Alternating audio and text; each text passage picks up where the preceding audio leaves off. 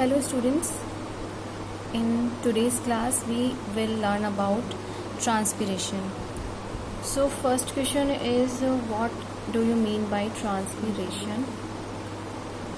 Transpiration is always equals to evaporation, and transpiration is loss of water from the aerial part of plants, that is leaves, in the form of water vapor. Aerial यानी जो upper part है plant का, उसमें से water loss होता है specially in from leaves. That process is known as transpiration.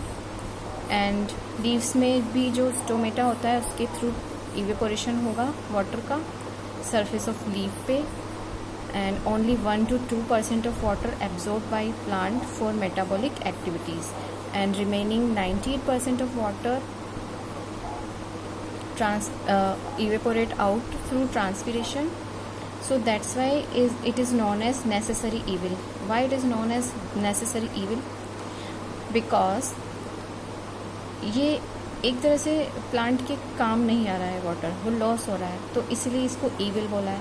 But it is why it is necessary, because अगर transpiration नहीं होगा, वाटर लॉस नहीं होगा, इवेपोरेशन नहीं होगा, तो सॉइल में से वाटर और मिनरल्स जो हैं वो ऊपर की तरफ मूव नहीं करेंगे.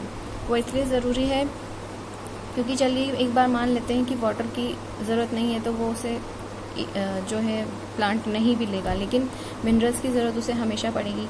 और हमने जैसे कि प्रीवियस लेक्चर में we have studied that some minerals are there which enters into the root in dissolve form. So water में डिज़ोल्व होकर ही वो एंटर हो सकते हैं. दैट्स वाई ये नेसेसरी है, नहीं तो प्लांट को वो मिनरल्स भी नहीं मिलेंगे. That's why it is known as necessary evil. तो अब इसकी अगर हम सिग्निफिकेंस के बारे में बात करें कि what is the significance of transpiration. So transpiration की सबसे पहला जो सिग्निफिकेंस है, सबसे पहली इम्पोर्टेंस है, that is transpiration plays an important role in upward movement and upward transport of water, that is known as ascent of sap, जो कि हमने अर्लियर क्लास में, प्रीवियस क्लास में स्टडी किया. And second one is transpiration reduces temperature of leaves, and that's why it protect the leaves from excess heat.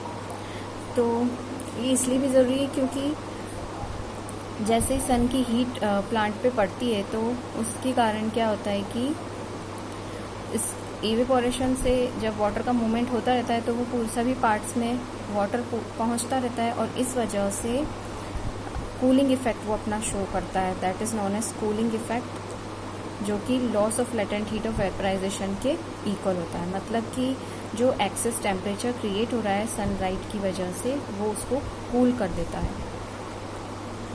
I hope आप लोगों को ये समझ में आ गया है यहाँ तक. एंड इस तरह से हम लोग ट्रांसपिरेशन का जो टॉपिक है वो हम लोग यहीं पे एंड करते हैं.